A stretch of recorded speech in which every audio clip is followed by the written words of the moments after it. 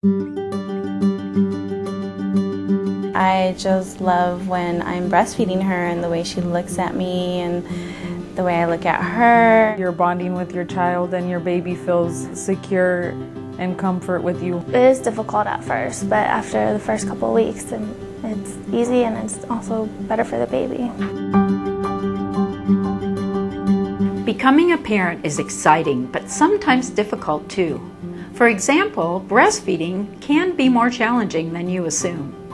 That's why the Arizona Department of Health Services has partnered with Arizona hospitals, physicians, and the community to help provide you with resources so you can give your baby the best start right from birth.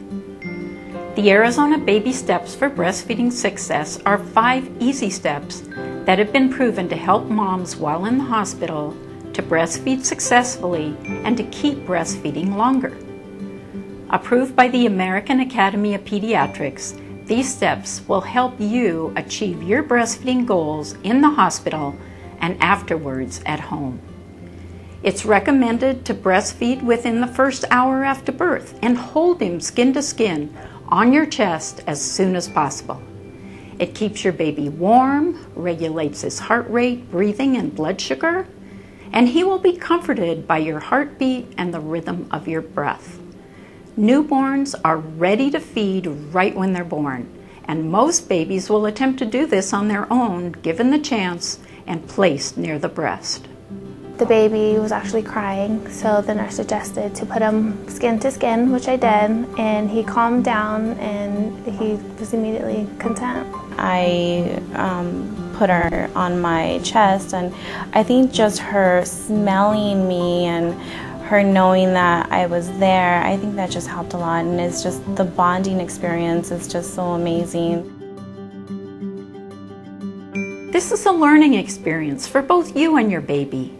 You are all your baby needs, and breast milk is the only food your baby needs to be healthy. Babies that are breastfed early and often are calmer, cry less, and have fewer illnesses. Colostrum, your first milk, is high in immunities and antibodies, which reduces the severity of illnesses such as diarrhea, lower respiratory, ear, and urinary tract infections, and protects newborn stomachs from outside bacteria.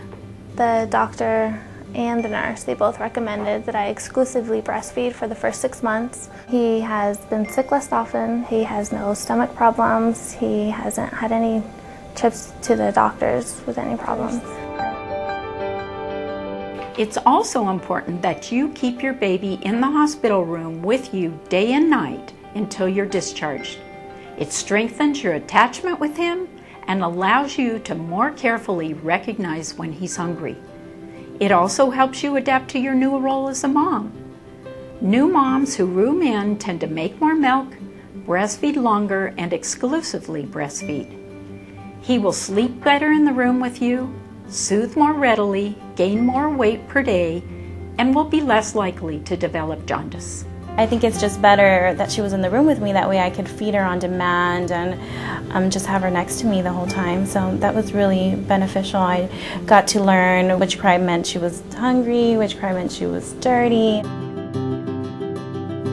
Make sure your baby isn't given a pacifier or artificial nipple during your hospital stay.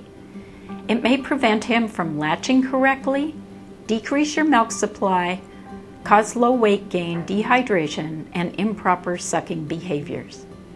Instead of soothing your baby with a pacifier, try holding him skin to skin, swaddling, rocking, and singing.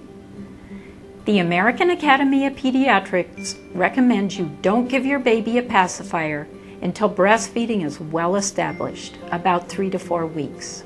The nurse and doctor, they both recommended that I don't place the pacifier in the baby or to give him a bottle until he latches on correctly. I'm really happy that my doctor advised me to wait to give a pacifier in a bottle until my daughter was successfully into breastfeeding. It helped me out a lot more for my daughter to latch on. I know this is a lot to take in, and the transition to motherhood can be overwhelming. There are many new skills to learn and your hospital stay is short. But you don't have to struggle on your own because we provide you with many resources to help you beyond your hospital stay. The Arizona Department of Health Services provides free breastfeeding phone support 24 hours a day at 1-800-833-4642. When they get discouraged at midnight or 2 o'clock in the morning, the baby's not eating or something's wrong and you're trying to breastfeed, you just call the 1-800 hotline and they're always friendly and they help, which I did call because I was worried when he just wasn't eating, and they can help you through your problem. It was just really supportive, and it's really nice to know that the hotline is there for help.